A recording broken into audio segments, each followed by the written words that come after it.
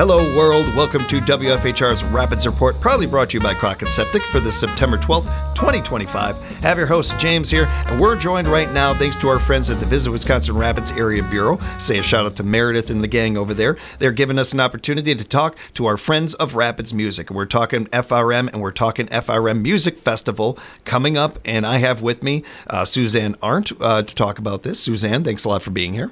Hi, thank you. It's nice to be here. And Art Stevenson with us. Art, it is always good to see and hear you, sir. Good to see you, James, this morning. Appreciate the time from you guys. And I do want to, it's very important to us here at WFHR, journalistic integrity. It's very important in this day and age. I will be honest with everybody that I have no journalistic integrity with this subject and these people. I love FRM. I love everything that's done with it. I've been humbled and fortunate enough to MC a couple of FRMs. And we as a station have had on the musicians that we're going to talk about in that a lot over the years. We make no bones about it. We support the arts around here. We love the arts. And so, yeah, we're just going to have some fun talking FRM. And can I just say real quickly before we get going here, and I give you guys the actual chance to talk, that I'm just excited that we're talking about this, that it's back. That's a win right there. It's such a great victory for our community, for our artistic community, to be able to have this, let alone all the other things that come along with FRM. Sure is. I want to talk right there and start there, if you don't mind, with what FRM is. What is Friends of Rapids Music? If we have somebody that's just hearing this and they haven't heard of FRM before,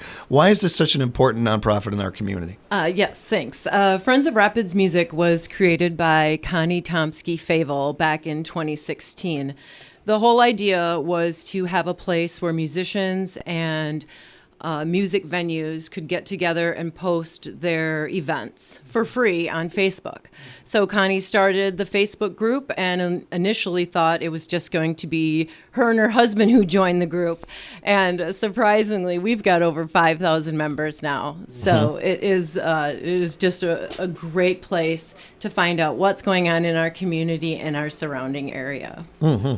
And with that beginning of that, like a lot of these things, and a lot of the nonprofits we've talked to over the years on this show, it starts there, and the community and the people and the industry kind of build it into more and making it something else. You mentioned the rise of the followers on there and stuff. I'm one of them, and I remember seeing those numbers jump and being like, oh, that's pretty cool.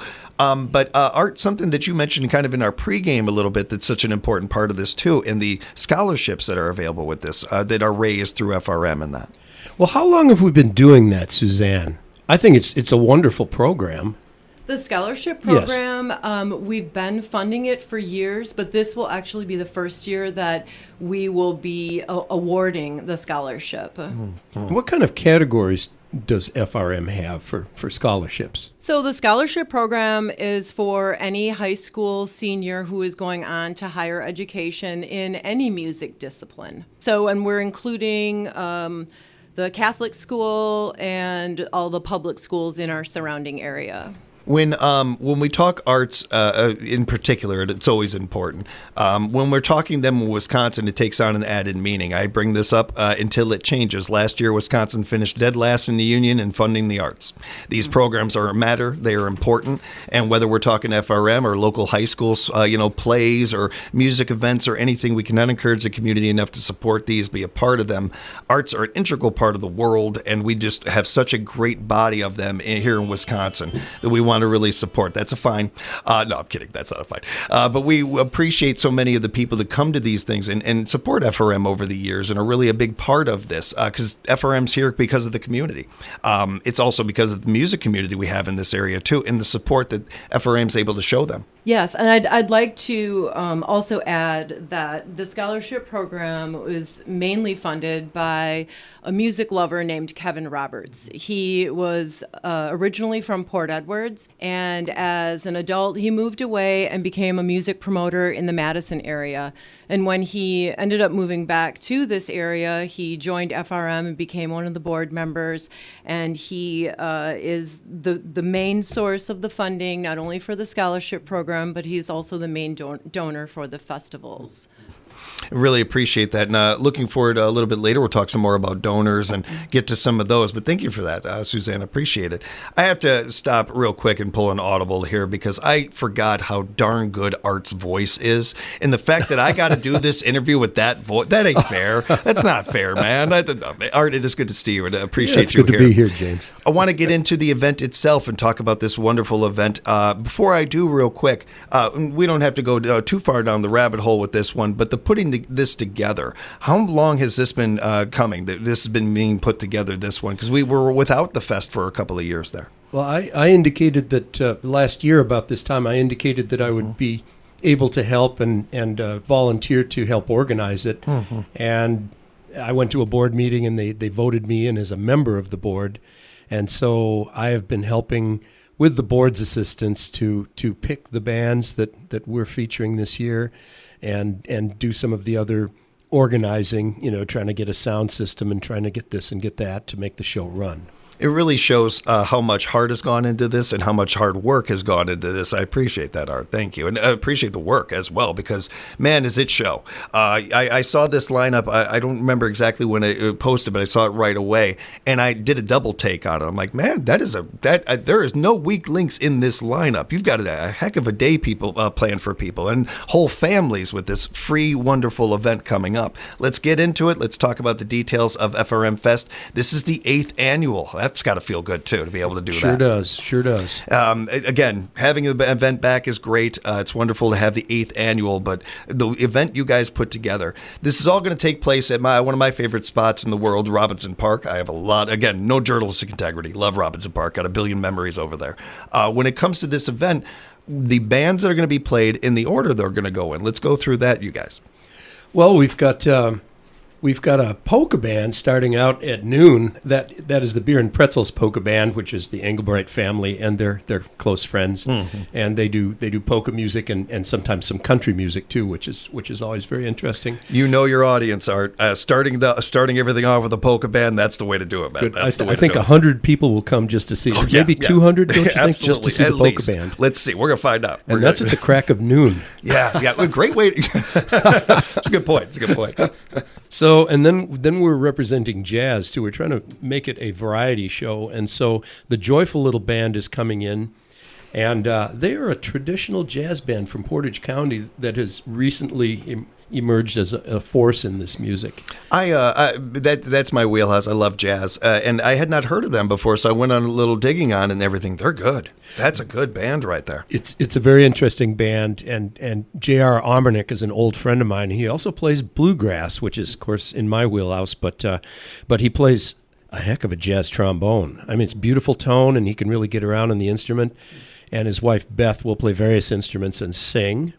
And his boys will play drums and occasionally piano, and then they've got a clarinet player that comes in regularly too. It's traditional New Orleans jazz, which is so rare these days. Yeah, and to hear it played, not only hear it played, but hear it's played so well is so refreshing, so nice. To keep that style of music relevant and around is cool. I appreciate you mentioning the family there too. There's something about that when you get to see a family band. Certainly something that hits the heart and is kind of cool. But I don't want it to get lost in the shuffle either. The chemistry that they're able to have as a band, the harmony, all this stuff that is so almost organic with a family band. That's part of what makes it. And then you throw that into jazz. Such a good fit. That's cool. It's a great family. The Omernicks have been involved with community theater out in Rosholt where they live too, and in Stevens Point, and so they've got lots of angles covered in the entertainment field. Absolutely, the music, the theater, and covering acting. their bases. Yeah. Now, all of these bands not only are incredibly talented, but have amazing names, and I love it when that happens. But one of my favorites is coming up here, Monday Night Takeout. That's a great name. It's a great name for a band. Yeah, the Takeout, and they are one of the bands that alternate on Mondays at Holly Rocks, and they've been doing it for several years now. And it's a great group. It's a rock and roll group, and they're very versatile. They can back up people that come in and sit in with them at the Monday night shows every week. And just a powerhouse. Alex Quinnell on drums and Ben Chatek on guitar are the two guys that I know very well in the band, and most versatile musicians. Absolutely. Well, we're extremely fortunate to be very familiar with those guys too, and bring them on the air with us many, many times. I don't know if there's a musician that's been on with us more than Ben. In fact, if Ben didn't have 1,500 bands he was in, he'd be here being our house band. Like I've joked with him for years about that. I tease him and stuff, and there's a reason why he's in all those bands. One is just an incredible ear for this music and what he does, and whatever the genre is. He also has some of the smartest fingers I've seen. Like he's just so darn talented and so good at what he does. I can hardly believe it when I'm watching that man, what music comes out of He's that good. guitar of his, and he can sing, and just a wonderful musician. Speaking of Ben, I believe he shows up in Double Duo right after that. He does. He's going to play in Double Duo, and that's an interesting group too. It's Wayne Jaworski, Pam Ross, and then Ben and Katie Chatek, and it's kind of a double duo. It's very cool. That's what they call themselves, the double duo. They play as duos and sometimes on their own as solos, and I just can't wait to hear what they bring as a quartet. Yeah, you put that many those many talented musicians together, you know you're going to like it. You know it's going to sound good. It's just what they do and what songs they're going to do. I'm very curious about. I guarantee it's going to be good. One good set. They could probably play 4 and just totally amaze everybody. Yeah. That's that. I think we're going to be talking about that here and there a bit more. That's going to be a lot of fun. Folk and Blues Brothers, another great name. Oh, those guys! I've known Jeff Sachs for years. So he and Darren Walker met at a farmer's market and just kind of shook hands, and then ended up double booked at the same venue. And so here they had driven into this venue out of town, and both of them showed up, and the owner said, "Oh, I'm sorry, boys, I double booked you. Who wants to give up the night?" And they talked him into hiring them both, and they had never played together. And so they've been playing together ever since. That was years ago, and they've been playing together ever since. And now they have this band called the Folk and Blues group. And Folk and let's see, I've got to check my notes here. Folk and Blues Brothers. Yes, Folk and Blues Brothers. I love the play on that. That's certainly a big Blues Brothers guy. So just any play on that is always good to me. And as a side note, Art, thank you for that story. I could listen to you all day, man. Oh, I've got another story too. Okay. Darren Walker. Have you ever heard of the rhythm and blues guitarist T-Bone Walker from Texas? Yeah. Oh, yeah. Okay, so that is Darren Walker's great uncle. Wow. And, you know, T-Bone, I didn't know that. back in the 40s and 50s, was a tremendous showman on the electric guitar, and he could play it behind his head, and he could play it with his tongue and between his legs, and Darren does that too. So I'm kind of hoping he puts on those. Yeah. I hope he does it at the Friends of Rapids Music Fest. I really want to see that. That's going to be fun. That's going to be a good one. Got a great couple of acts to follow that too. Right. Oh, my goodness. Howard Lutke. He's really the only out-of-towner that's coming to the FRM Fest. He's from Chippewa Falls, and he's been active in the blues and R&B scene in Wisconsin as a ripping guitar player, especially on slide guitar, since the 1970s. And he's had his band Blue Max together since 1982. Which includes his wife, Deb, and she's wonderful. And she's been in the band since, I think, 1987, and they've been married about that long, too. Cool. And so I've been a fan of that group, the Blue Max group, for a long, long time. Bill Weiss, the drummer, the longtime drummer. And I believe that Howard requested to book Pete Shank, our local keyboard player. Cool. Nice. As Good part for Pete. of Blue Max for the FRM Fest, and they're actually doing a 2-hour spot.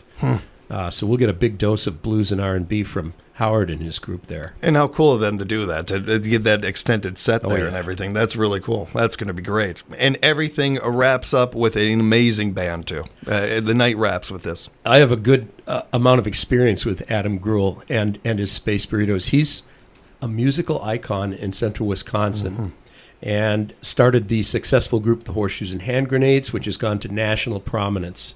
They're a top act in string band music and jamgrass. And he also plays with the Rucksack Revolution, the High Hawks. That's another kind of an all-star group. And then he formed a country rock band, the Space Burritos. Great name. Just great name. Do you remember the Flying Burrito Brothers? Yes, yeah, right. yeah. It was So great. I think it was just a little bit of a play on that. Yeah, He wanted yeah. his own version of the burritos, and so he's got it. And it's just a wonderful group with a front line of electric fiddle, typically electric guitar, and saxophone, and sometimes harmonica. And guess who the harmonica player is? Me. No, that's so cool. Oh, I was waiting for that. Okay, that's So so it's- good to hear. And Adam, he puts in his original material, which is getting better and better and better. He's writing some wonderful songs, and so those emerge in the Space Burritos shows Cool, I before didn't think anybody about else that. hears it, and before he even records them. All of a sudden, here's this new Adam Grule song. It's just wonderful. And the band is talented. The band just picks up that stuff and runs with it. And it's a great jam rock band, jam country rock. It kind of defies description, really, because Yeah. they'll play just about anything. They'll play bluegrass, too. And they kind of make, when they are doing this, making it their own, whatever much their so. style is, whatever label you want to give it, they're kind of doing that with it. Very much so. A lot of fun. And I appreciate what you mentioned about Adam, and I completely agree with you about his impact, what he is to this area, to the state, really, and everything. Right. I also will remind you, you are that as well, sir, and appreciate you, and appreciate that you're going to be a part of this and everything, and all the work you've put into this and stuff. Well, thank you, James. I guess it just goes to show if you stay involved in one thing long enough and you do well at it, you're bound to get some recognition. So I'm grateful for all of that, and I'm still going to continue to participate and do it as long as I can. It's my long con in radio. Is just, if I stay in it long enough, eventually. bound to You're get so noticed. right. You're so right about that. Again, a reminder that not only with all of this music going on and all of this great vibes and energy that is going to be happening at Robinson Park, and this being a free event, once again, remind everybody, there's also going to be some adult beverages down there, and there's always a kids zone. There's an area for this because we want the whole family to come down, want kids to be able to be involved, and reminding everybody as well, when you bring the family, you bring the kids, they're going to go there, they're going to have some fun. There's a lot of different things with the kids zone that are going to be going on. We'll touch on in just a second, but they're also seeing their guardians, their parents, their older brothers and sisters, whoever it might be, taking them there, putting into their community. Taking time out of their day, time out of their Saturday, come on down, enjoy some music, support the arts. That has an impact on kids. My mom did that to me when I was like 6, 7 years old with a little dive bar in Chicago that we went down to go see. B.B. King. Just happened to go see this guy down there and everything. You wonder why I love jazz or blues or stuff so much. It's all her. It's all that. And her taking the time to do that. Early exposure. Man, just the way that it can impact a kid, and their brains being such sponges. They're not just seeing the art, hearing this great music, being out and maybe seeing some friends of theirs from school or something. They're seeing adults putting their time out of their day into the arts, and that goes a lot farther than we can really put into words when it comes to this stuff. There's also going to be a lot of cool stuff for them. So I don't want to escape past that. There's a lot of fun. I did see a bounce house. I will always see a bounce house if it's involved in these events. Those are great. Yes, yeah. The Kids Zone is super popular, and we're really excited that we can bring that back to the community as well. We have a wonderful group of volunteers who love to be with kids, and they're just going to make the day great for everybody. The activities will include some games and crafts. We'll have a percussion instrument station. There'll be face painting, balloon animals, and of course the bounce house slide, and a variety of snacks and treats. This year we'll also have a local caricature artist and a henna tattoo artist. Oh, cool. Yeah. And like we've been talking about, one of the themes it feels like a lot about this is there is literally something for everybody, whether we're talking musically and your music tastes or the family coming down and what kids like. There's something a little bit for everyone with this. There's no reason not to come on down, whether it is for part of your day or just spend all day down there at Robinson Park for this event. We can't do this, though, without great donors and great people that are helping out make this happen. Susanna, if you don't mind taking a moment, kind of touch on some of these donors and these great individuals that have been a part of this event. Oh, yes. So we have a ton of donors. We just had a wonderful connection with the community and support from the community. Mm-hmm. So Whiskey Rapids Saloon and Riders Roadhouse, R&R Patio Bar. So we got some great support from the venues, and Aspirus, Members Advantage, Encourage, Orange Cranberry Company, and Hotel Mead, just to name a few. There's we got just such a great response from the businesses as well as just local individuals who sent us checks and really want to see this festival continue and be successful. Richard's Liquor has helped us out, and the Crowbar, Rural Mutual, and the Kevin Roberts Memorial Fund, which we had discussed a little bit before.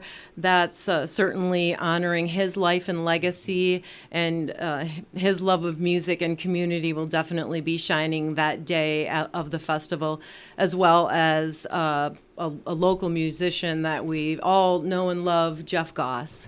And so we're just excited to share all of that with our community, and excited that everything is going to be free because of all these wonderful donors.